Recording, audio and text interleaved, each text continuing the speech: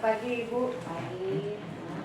Terima kasih sudah menyediakan waktu untuk kita sedikit berbincang-bincang, dan yang terutama ini adalah menyangkut tugas kami sebagai calon guru penggerak.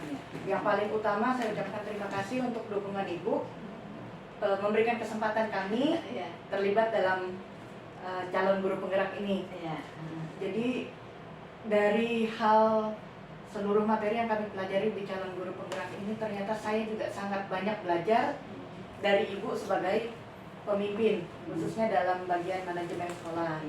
Nah, jadi kita juga sedikit berbincang-bincang tentang manajemen itu, Bu, ya. Pengelolaan sekolah Terkait dengan dilema etika atau juga yang rujukan moral. Kalau dilema etika kan kita benar dengan benar, tapi kita harus pilih mana yang paling benar lagi di antara dua.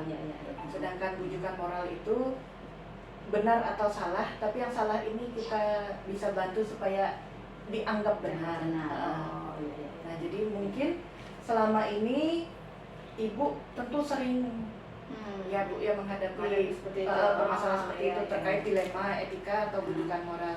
Bagaimana Ibu bisa mengidentifikasi kasus-kasus yang seperti itu, Bu? Terkait dengan apa ini ya?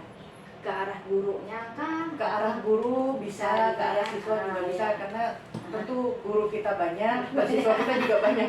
Mungkin kayak saya ke guru aja ya, karena kita kan guru kita ada 64 guru ya, ada guru PNS, ada guru P3K, ada juga yang honor sekolah. Nah, terkait dengan guru ini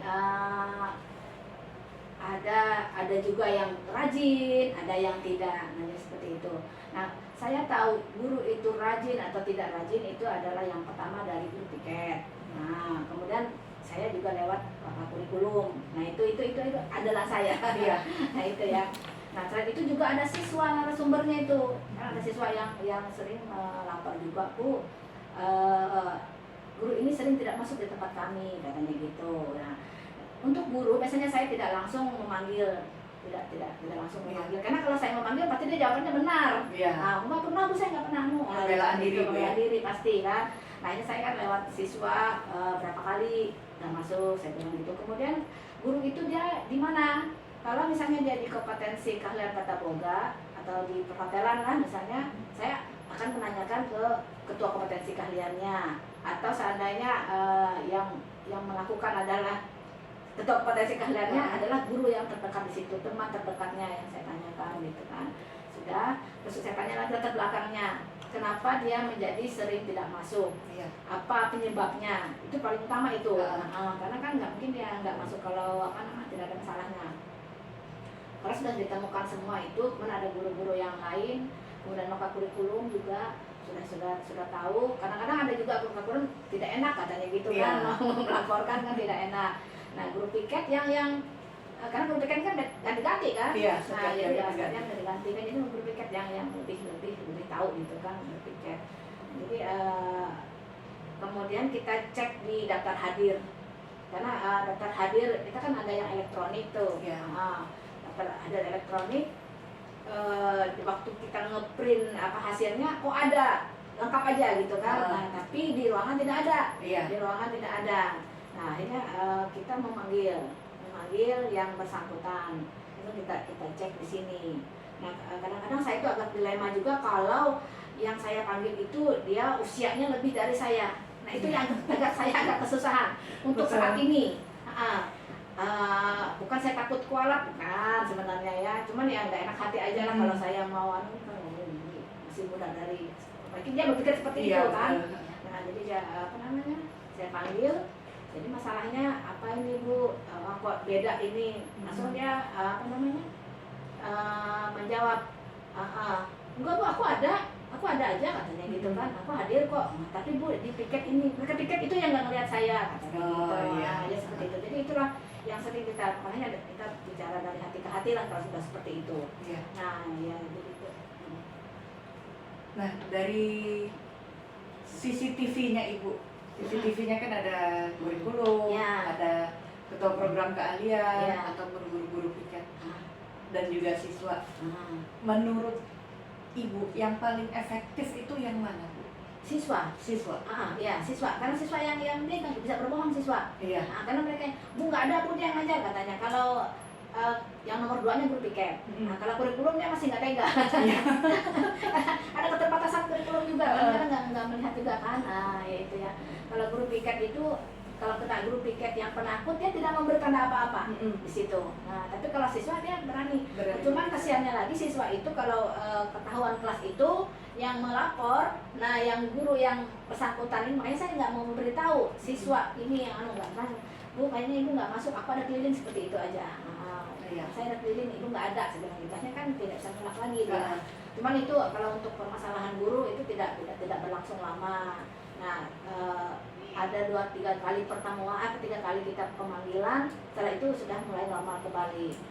Tapi gantian lagi guru yang lain lagi yang muncul, jadi seperti itu kalau dari guru. Ya. Nah, dari masalah seluruh guru ini Bu, yang paling menjadi tantangan itu seperti apa Bu? Kan kita tadi membahas tentang kedisiplinan guru. Nah, itu yang paling besar tantangannya untuk Ibu, mungkin dalam Ibu menegakkan rasa kedisiplinan itu berdasarkan rasa kasihan atau apa yang menjadi tantangan dalam diri Ibu gitu Bu. Seperti tadi kan ada yang usianya lebih tua mungkin. Itu tantangan juga buat saya, seperti saya harus berani menegur itu. Jadi jangan takut gitu kan. Benar saya bukan takut juga sih, namanya segan saya kalau menegur yang tua gitu kan. Terus takutnya ya itu tadi saya menjaga orang supaya tidak tersinggung, karena kalau mau membuat orang sakit hati itu berdosa. Itu paling mudah sebenarnya Bu. Saya kaitannya misalnya dengan yang maha kuasa kan. Kalau orang tuh sakit hati dengan kita akan menanggungnya. Itu yang saya anukan, kadang-kadang seperti itu. Nah, itu tantangan sebenarnya ya. Iya. Harusnya seorang leadership atau pimpinan itu harus menghilangi perasaan seperti itu. Harus ada ketegasan lah seperti itu ya. Cuman ya karena saya pendekatannya lebih ke kekeluargaan. Nah, jadi saya kadang-kadang ya itu tadi kalau sudah masalah seperti itu tahu aja orang gurunya ini. Betul. Apalagi guru kita sangat-sangat. Sangat-sangat. Nah, kalau itu tadi yang menjadi tantangan. Iya. Di antaranya rasa segan menegur karena ada yang usianya lebih tua. Mencegah.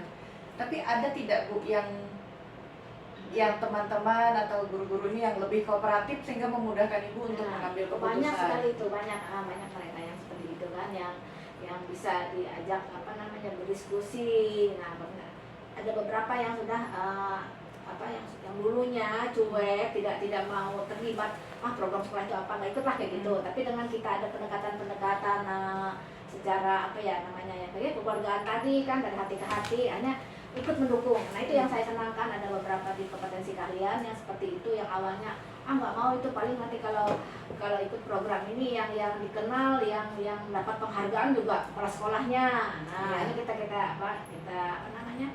libatkan yang bersangkutan, ini untuk kita bersama ini, saya bilang gitu kan. Nah, nggak ada yang untuk kepala sekolah nanti yang diwawancarai atau apa, untuk hikmahnya juga, hasilnya juga dirasakan nanti oleh kita semua, saya bilang gitu kan. Hanya bisa banyak gitu yang seperti itu yang mau kerjasama.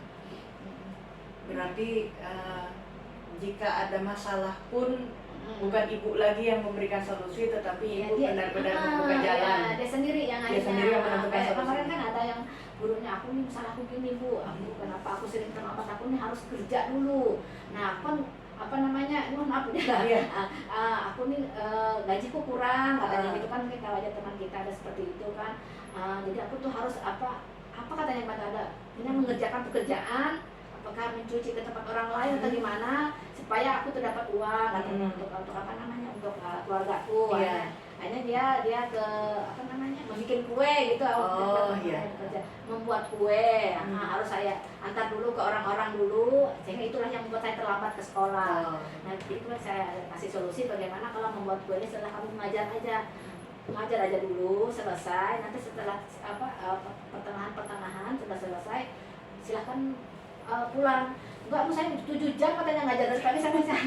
Bilang ya ngajar aja pagi sampai jam berapa kamu mampunya, setelah itu silahkan ditinggal, kasihkan tugas ke anak-anak, saya bilang gitu. Tapi kamu harus cari satu guru kamu yang bisa satu guru di jurusan kamu yang bisa kamu percayakan dia untuk menghandle punyamu, saya bilang gitu. 1-2 hari kemarin berhasil. Heeh. Nah setelah itu mungkin dia kelupaan lagi gitu kan, kelupaan lagi.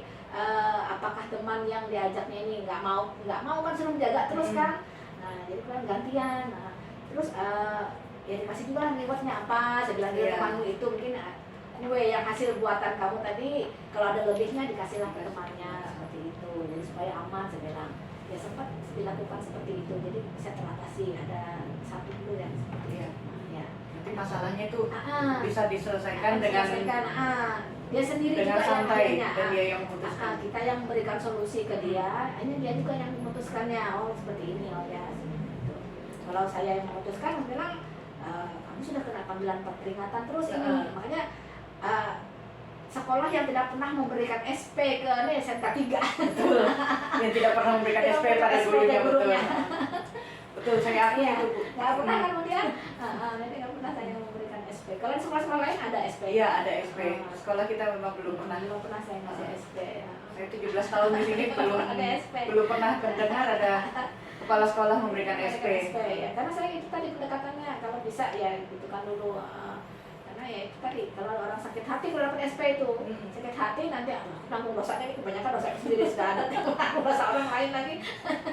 Iya. Jadi Ibu berusaha merangkul semua ini dan menjadikannya keluarga gitu, Bu ya. Ya, seperti itu. Kecuali kalau orang lain sudah nggak mau ya sudah. Iya. Kalau sudah apa nama kata kita itu sudah kita beri hati, beri jantung, tetap nggak mau ya sudah beri tulang aja. Betul. Nah, dari pertanyaan terakhir, Bu, Ya. dari semua yang terjadi, baik itu permasalahan siswa, permasalahan guru dari nggak usah sampai 64, 10 guru aja sudah lumayan pusing. Iya, betul. Nah, itu pengalaman yang paling menarik dan bisa membuat Ibu benar-benar menerapkan dilema etika itu tanpa lagi ada bujukan moral gitu. Bukan moral ya. Apa ya misalnya ya? Yang untuk yang guru kapan ya? Semuanya ya? Semuanya aja yang menjadi pengalaman terbaik buat Ibu gitu. Pengalaman terbaik. Ya seperti yang apa ya? Yang saya alami pada saat apa ya itu yang dulu. Waktu siswa kita mau mengadakan perpisahan, waktu itu pelepasan dengan biaya yang luar biasa besar. Nah itu tanpa sepengetahuan saya itu sebenarnya itu masih belum terlaksana itu sebenarnya itu waktu itu ya. Nah tapi karena apa namanya itu rap mereka itu berapa besar iurannya itu sudah tersebar ke orang tua, padahal kami tidak ada. Dari pihak sekolah tidak ada tanda tangan sekolah, yang hanya OSIS kan. Nah akhirnya kita didatangi oleh 30 wartawan waktu itu kan. Nah itu jadi waktu itu 30 wartawan itu mereka mau kayak konferensi pers. Ini kenapa terjadi seperti ini? Nah itu kan, ini saya kan mengungkapkan kalau itu adalah baru rancangan rancangan siswa dengan ketua panitia. Waktu itu ketua panitianya kan guru juga. Nah waktu itu, tapi kan sasarannya ini kepala sekolah. Nah itu saya mau menggagalkan itu adalah siswa yang kepengen. Itu adalah siswa yang ingin melaksanakan. Kasihan nanti kalau saya gagalkan. Cuman kalau saya melaksanakan itu, tetap mengabulkan permintaan mereka perpisahan dengan biaya segitu, karena anak-anak itu kan dia ingin, kami ingin yang luar biasa di hotel lah Bu, seperti itu kan. Nah akhirnya apa namanya, saya lagi yang oleh wartawan kan. Hanya saya sama wartawan begini aja, saya bilang sama yang wartawan, kami tetap melaksanakan. Nah, cuman mungkin nanti kami akan berdiskusi lagi untuk besaran biayanya ini. Ini anak-anak OSIS sudah gemetaran ini karena kasusnya itu akan dibawa, ada pungli, polisi segala gitu kan, takutnya seperti itu kan. Jadi saya ada 2 yang saya menenangkan siswa ini, menenangkan diri sendiri supaya tidak langsung emosi kan dengan orang wartawan sebegitu banyaknya itu.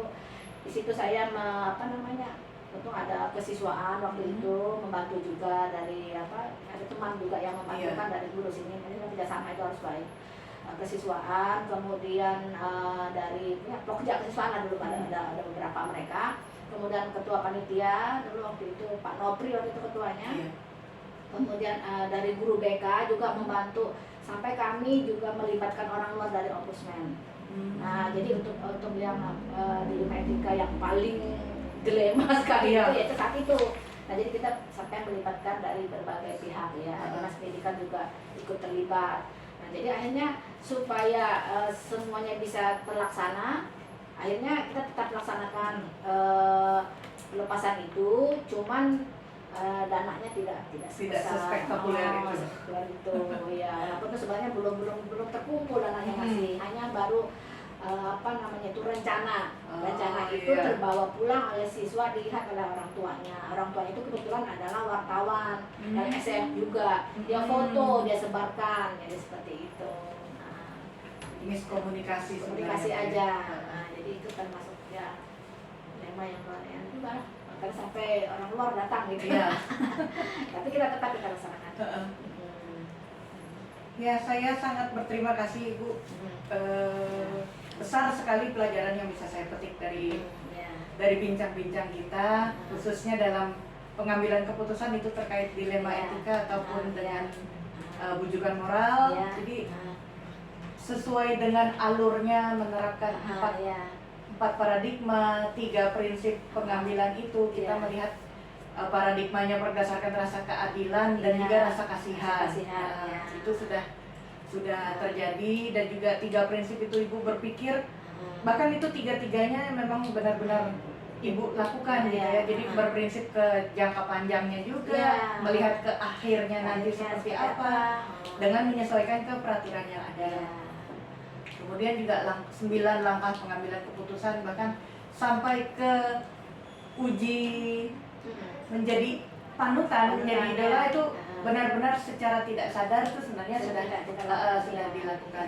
Dan yang saya sangat senang, saya banyak dapat pengalaman dari Ibu bahwa sebagai seorang pemimpin kita kadang belum bisa menempatkan diri sebagai seorang manajer. Kita kadang hanya sebagai pemantau saja, pemantau dimana kita kasih perintah dan lain-lain. Ternyata Ibu sudah benar-benar menerapkan sebagai manajer itu dari yang pengalaman saya menjadi dipimpin oleh Ibu gitu ya, sama yang berteman dengan Ibu di luar, baik di luar kedinasan ataupun gimana. Nah, itu saya sangat bangga dan saya sangat berterima kasih untuk kesempatan ini Ibu ya. Ya, terima kasih Bu untuk kesediaan waktunya. Ya, makasih. Ya, dan selamat pagi. Tolong nanti Pak.